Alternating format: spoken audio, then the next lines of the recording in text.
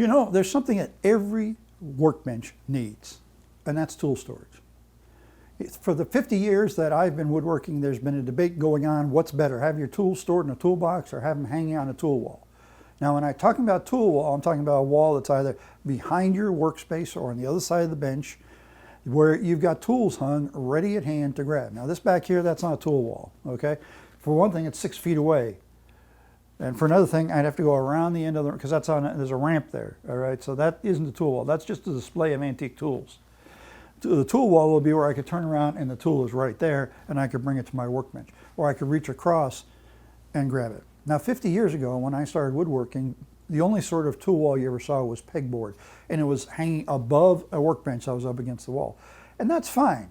There's nothing wrong with that. But tool walls have changed through the years. They've improved. Now, instead of being in front of the workbench, a lot of times they're behind your workspace so that it's easier yet. You know, sometimes if you get something big on your workbench, you can't reach across to grab a tool. Or if like your workbench is pretty big, mine's a little over 3 feet wide, it's a long ways to reach and try and grab that tool. If it was right here behind me, it'd be easier. Well, I can't put a tool wall here in my workshop. Nevertheless, I've decided I'm going to make a mini tool wall, and I'm going to mount it on the end of my workbench so I can have some of the tools I use the most at hand. Now, that's the key, is you're after the tools you use the most.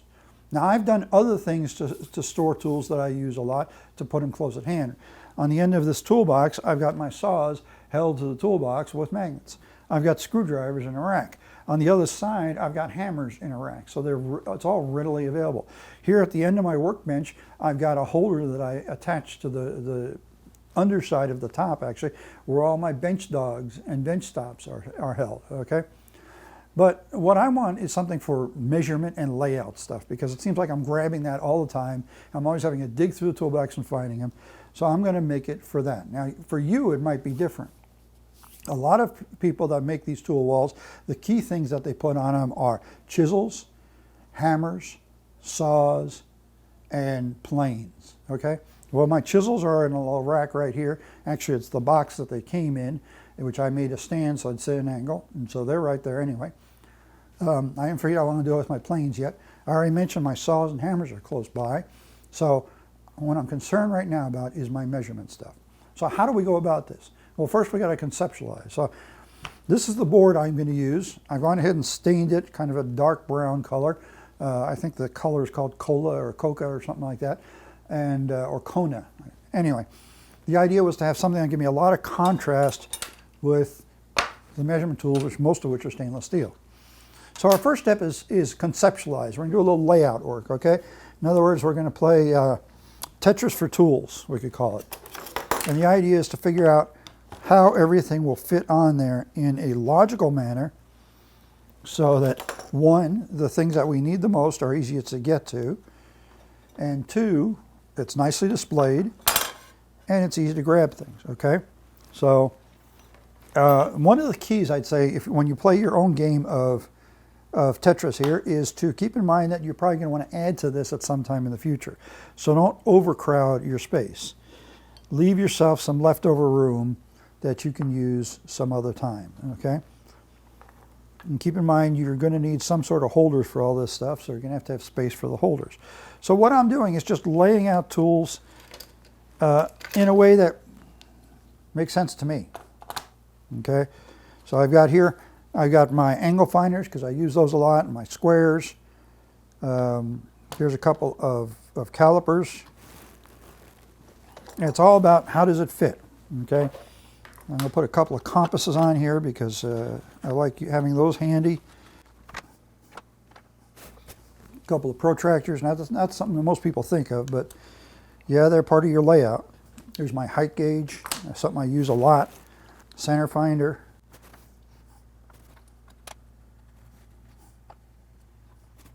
So here's my basic layout. Now this will probably change a little, but this at least, yeah, I know I can fit in. I've got a general idea, and we'll see where it goes from there. I've gone ahead and added a frame to my board here, just like a regular picture frame, something simple that I went ahead and made on the router table. I didn't bother showing you how to do that because that's really not what this video is about. And now it's time to start putting the things on. Now, you can work pretty much any way you want. Generally speaking, it works best to work from outside inside. So the first thing I've decided I'm going to put on are my 2 angle finders. They're going to go over on this edge, and I've got a little block here that I've cut that's big enough for the 2 of them. Now, one of the things that gets a little confusing in doing this is the fact that it's easy to forget about the space that you need for the various blocks of wood that are going to hold things together, okay? And what happens when you do that is you have trouble fitting things together. To make up for it, it's a good idea while you are working to look for ways to save space. So I'm going ahead and assembling this. Now, you might be wondering, why in the world am I using super glue? Well, I'm using super glue simply because it's easy. Rather than having to clamp all these things together and leave them sitting for several hours, especially considering that I'm trying to do this on the video. I will be later going back and following this up with some actual hardware to strengthen it. And that will glue this in place. I did some testing and found out with using Accelerant you can get super glue to cure in about 2 seconds. So now here's the problem with this, okay? If I stand my board up, those don't necessarily stay up against the board. So what I'm going to do is put magnets in here. But the thing we're working with magnets, I found, especially the rare earth magnets, is that there isn't an adhesive that I know of that will bond well with it, and they'll eventually come out. So, okay, how do we solve that problem? Simple. We go ahead and put the magnets in from the back side.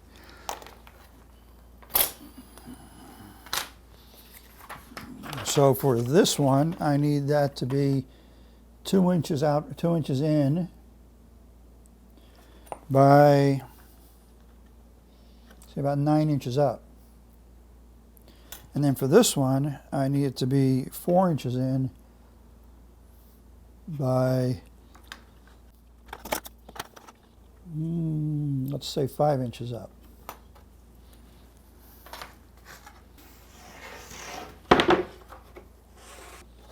Now, I don't have to have these positions exact, but it's nice to have them at least close. The measurements I took were to the center of the tools, so if it's a little bit off, it works out well. Of course, drilling from the back side, you got to be careful not going too deep, so I put a little tape flag on my drill bit here. I'm using a brad point drill bit because I want pretty much a square bottomed hole. Okay, now we'll mix up a little bit of epoxy. We don't really need a lot. Where are my magnets? In fact, I can just apply it to one side of the magnet. Now, like I said, no adhesive, including epoxy, that I have ever used adheres really well to the slick surface on these rare earth magnets. Nevertheless, we are putting the glue on them, but we're mounting them in such a way that there's not going to be a really strain on it. The actual strain would be from the other side, trying to pull the magnet, say, through the plywood as we're removing those rules. So that's not going to actually accomplish much of anything. Therefore, we've got a pretty good chance that that's going to last. And we could even putty over it after our glue dries. And so now I got to wait a few minutes for that glue to set, and then I can continue. I wanted to save some space wherever I could, so one of the places I decided to do that is in the rulers. Instead of having them laying flat up against the board, I decided to put them up at an angle. That meant making some sort of ruler holder, which was really easy. All I had to do was cut a couple of slots into a piece of 1x2 with my blade set at about 30 degrees.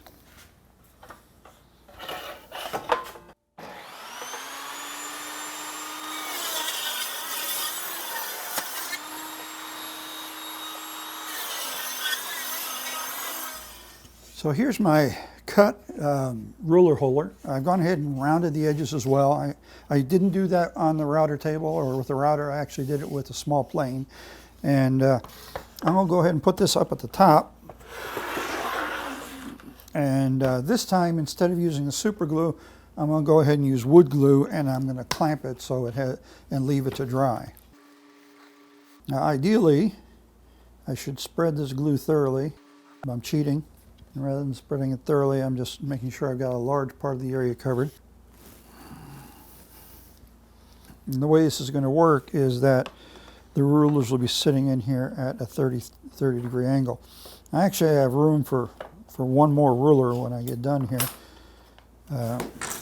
which I don't currently have, but you never know.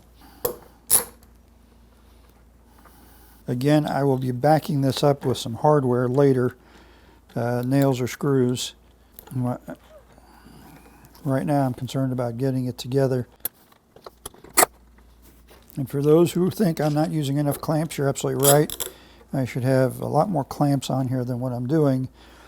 But we got something. One, I'm not trying to do like an edge glued tabletop where I really have to make sure I got my seams closed up. And two, we're not talking it's going to have a lot of stress, a lot of weight on it.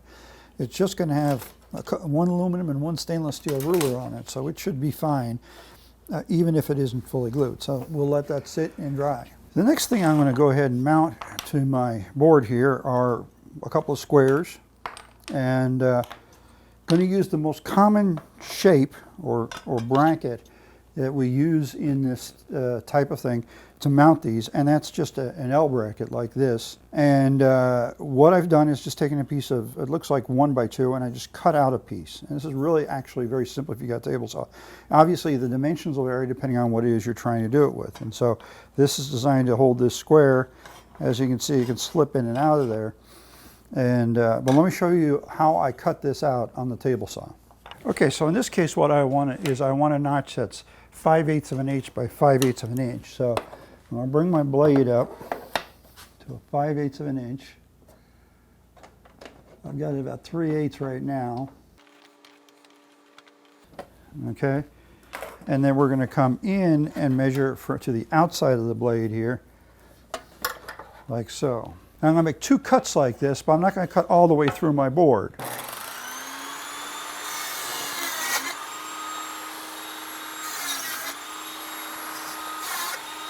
Okay, so now with my 2 cuts made, I've got this corner hanging loose here. You notice I've only come in about 6 inches, and I need a 2-inch piece. That's what I want to do, because all this gave me something safe to hang on to while I made this cut. Now I can just cut this off, and I've got the piece I need. Okay, so now my square is here. I've made my piece, and I went ahead and drilled the holes in it. I've also chamfered this edge, not that that's necessary. And I'm actually going to mount this to the frame. So in order to do so, I want to obviously put my holes in there, a couple pilot holes. So I'm using a transfer punch here to mark where those holes are going to go. And this is just like giving me an indentation there so I know where to drill those holes. Okay. I started running the screw all the way through so that I could have that point sticking out to line up with my hole. So that should slip in there, and if it does. Now if it didn't, I could either take the piece that I just made, the bracket, and go back to the saw and cut it off a little more, but that's really hard to do because it's a really short block and that's not real safe. The other thing I could do is just take a piece of an old business card and take this off, slip it under there, and let that be a shim to give me that space. Now the other part of this, up here at the top, I'm going to use a little block that I've embedded a magnet in the bottom side of, and we just want to figure out where we want that to be, right about there. And I'm going to use my square to make sure I've got it lined up like I want it. Again, I want to put my pilot holes in there. Now this could be drilled without the pilot holes, but you're always better off having pilot holes. The pilot holes are going to do 2 things for you. Number one, they're going to make sure that you're actually putting it in where you want to put it in, and that's rather important. And then the other thing is they help prevent splitting the wood. Now the reason I said you could get away with putting this in without the pilot holes is there's not a whole lot of chance of splitting the wood in the middle of a piece of plywood. So that's Doing them without the pilot hole here is safer than doing this piece without the pilot hole. Nevertheless, I make it a habit to put pilot holes in pretty much all the time. Okay, so now this can sit in here, and again, just like this is being held with a magnet, this is being held with a magnet. Now I've got another little square. This is a really handy little square, and I've made another little L bracket, smaller than the other one, and because of weight, I'm going to actually hold this part of it rather than this part, okay? And so we'll just locate this where we want it. Again, my transfer punch and my pilot holes. And I'm sure somebody's going to notice, hey, wait a minute. He didn't make sure that that was parallel. Yeah, you're right. I used my calibrated eyeball, and I hope my calibrated eyeball is calibrated well enough.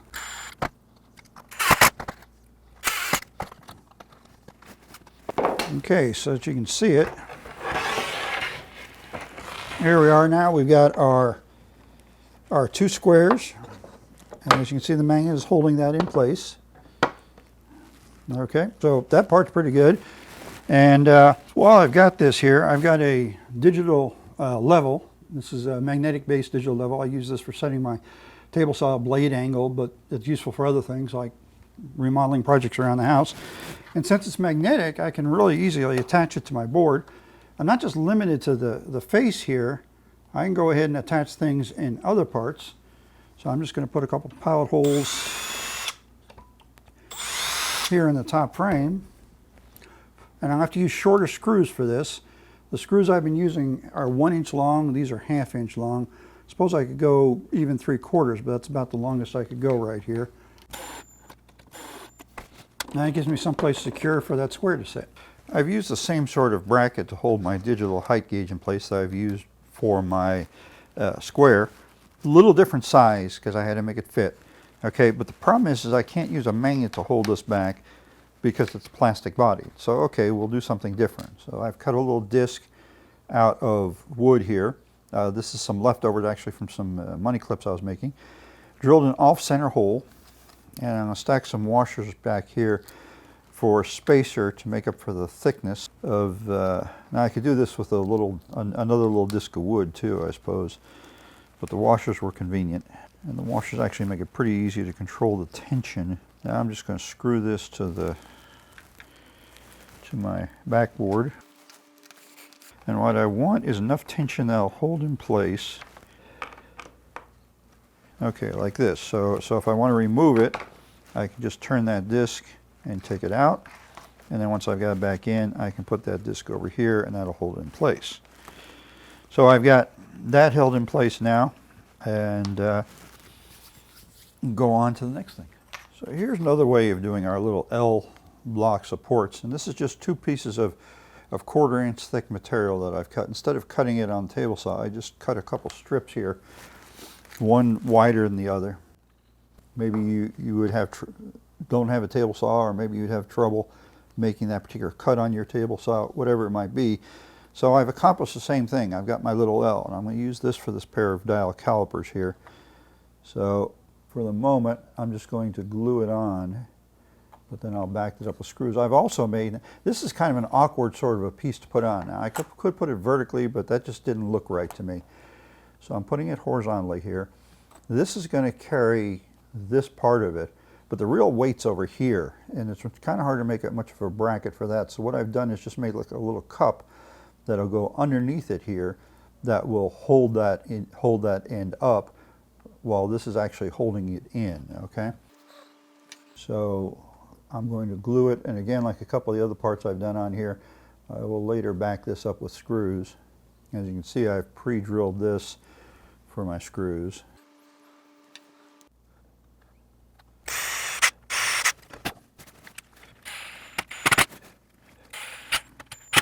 Okay, so that's in place.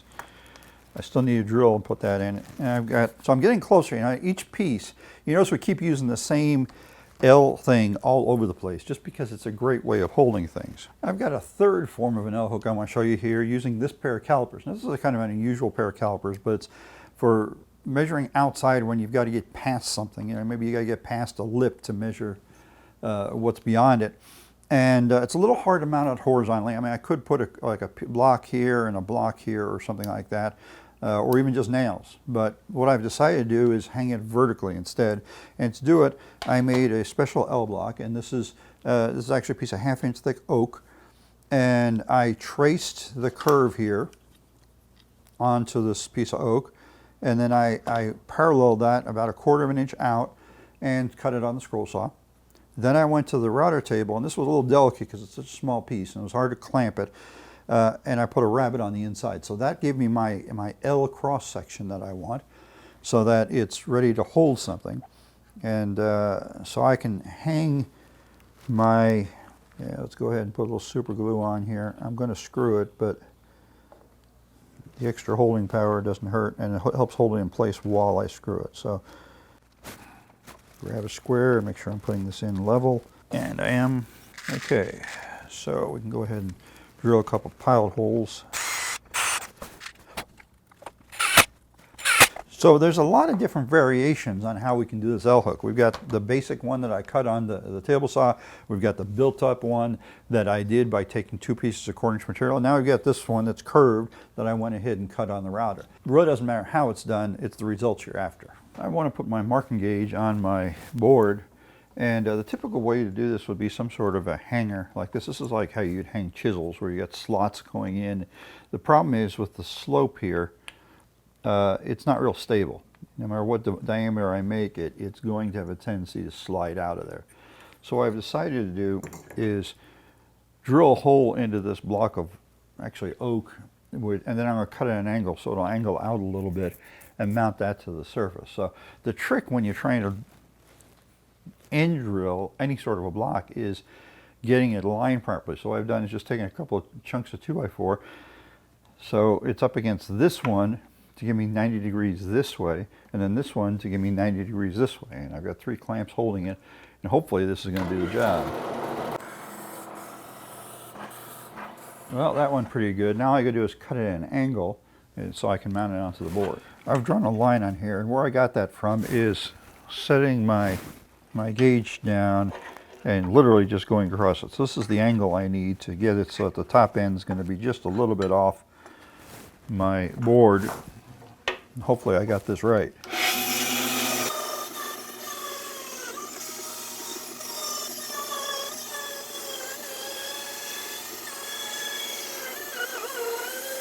So this piece actually needs to be screwed through from the back side, which is really going to be tricky to do. So what I'm going to do is I'm going to go ahead and glue it here from the front side, and that will hold it in place while I move everything off the board, flip it over, and screw it from the back side. I'm going to go ahead and use a square here to make sure I get it lined up right, and I'm going to use a little bit of super glue to hold it in place for now. Give that a little clamping pressure for a moment to make sure that it actually adheres.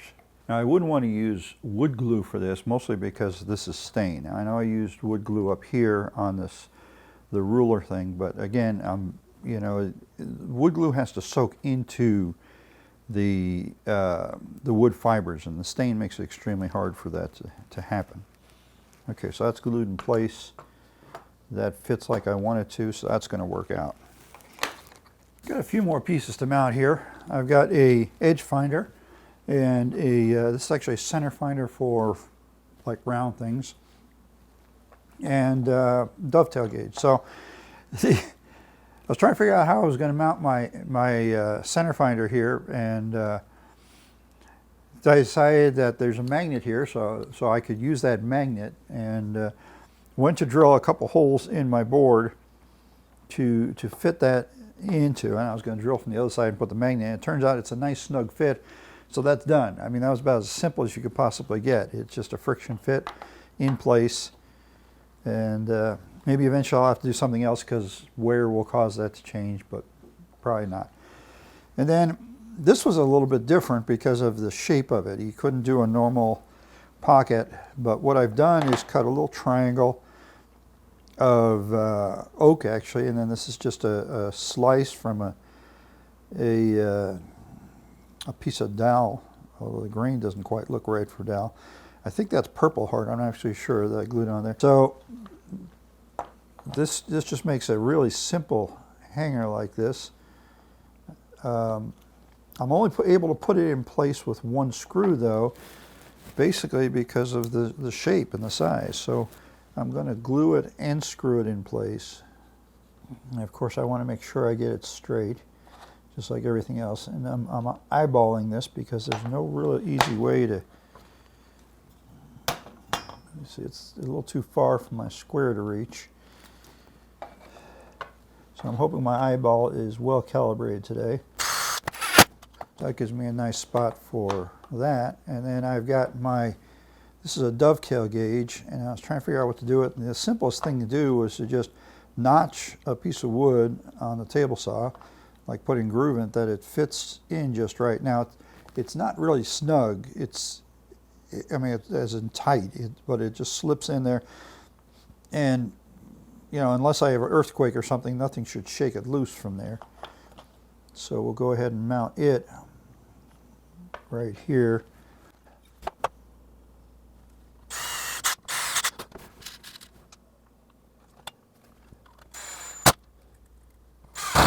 I use some layout tools that maybe most woodworkers wouldn't think of. And part of that is because I have a background in drafting. My dad actually was a draftsman in the aerospace program. But I learned drafting in high school, and I still use some of those tools, even though most of that stuff has been replaced by computer these days. So I'm putting a couple of protractors in here and a couple of compasses. And I actually do use these tools, although it's not something most people would do. So, of course, the protractors are plastic, which means I can't use magnets. I can't do a lot of things that I would otherwise do. So we're just going to use a little pocket and let them sit in that pocket. I've got two protractors just because they're two different sizes, no other reason. So kind of like I did this pocket over here where I've got my angle measures, digital. So I've got the old school and the new school, I guess, together here. I'm just putting a couple of spacers on here.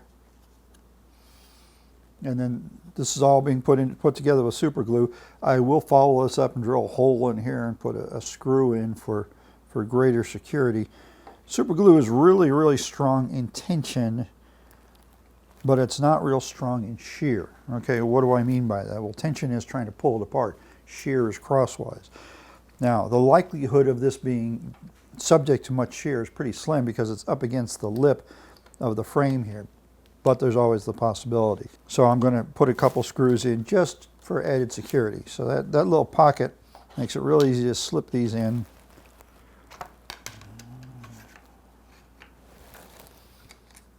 Okay, and then the last thing is a couple of compasses. This is from a compass set, and drafting type compass set. What I did is I cut a little block that fits and I could have made this angle any angle I want to, is because this is adjustable. What I just did is pick something that gave me enough space that I can then fit the smaller compass inside it. And it's just making better use of space that way. Again, the trick here is going to be making sure I get it lined up straight. I think we can do this. I think we can get the tri-square over there and let it help us out. Well, kind of, sort of. There we go. Okay, so I've got that in position. Now the preference when you're putting something together like this is to do it as much with screws and not with glue, for the simple reason that if it's screwed together I can always take it apart. If it's glued together, I got to live with it. And I really doubt I'm going to be moving things around on this, but you never know.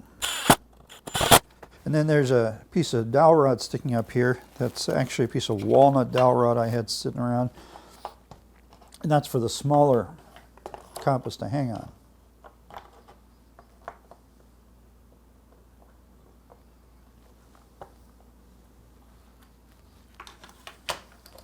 So here's my basic finished board. Now, obviously the first thing you're going to say is, oh, but you didn't fill it up. You're right, I still have some room up here and here. I didn't fill it up. I'm not real sure what I'm going to put there yet. I do have some other measurement tools. I've put on here pretty much everything I use regularly, but there's always the possibility of adding to it. And so I've left that space there.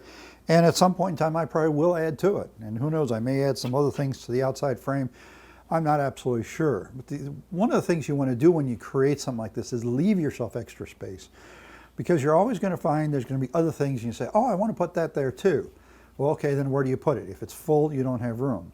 So this gives you an idea about how to do something like this. Now, maybe these aren't the types of tools that you want readily at hand. You know, a lot of people do these types of things and they'll do chisels and hammers and saws and planes because those are the tools they want readily at hand at their workbench. I get that. As I've shown you already, I've already got my saws readily at hand. I've got my chisels readily at hand. I've got my hammers readily at hand. I don't have my planes readily at hand, and I'm really not ready to do that simply because I'm still building my plane collection, and I'm really not sure how far that's going to get. And so to build something now, it just means I have to replace it. So, but measurement tools are something that I use all the time, and so that's why I've done this with measurement tools. And these aren't the only tools that are directly attached to my workbench. I've got another little rack that's bench dogs and bench stops. I've got a place over here on this end of the workbench underneath where I've got some clamps hanging just where they're really convenient and they're out of the way. So I'm constantly adding to storage on my workbench. Even though I don't have drawers under it because of the way I've designed the workbench, I'm still making use of the space. I've got a shelf under there that's all just jigs and fixtures, okay?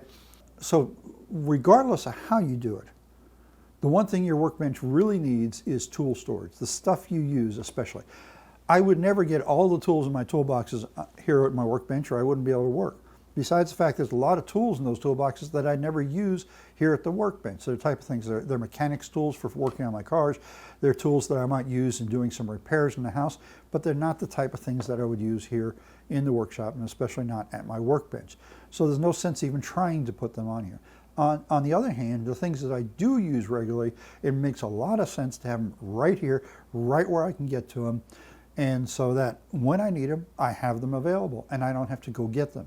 That saves me time, saves me steps, saves me that time of looking for something because I didn't put it where I thought I did. Now I try really to minimize that, but it does happen and it's a reality for a lot of us. So organizing your tools and organizing them in a place where they're readily at hand is really worth the effort to make it easier to do your woodworking and you can get more done. So why don't you go make a little sawdust and see what you can come up with, and when you do, post your picture. I'd like to see what you come up with for your tool storage.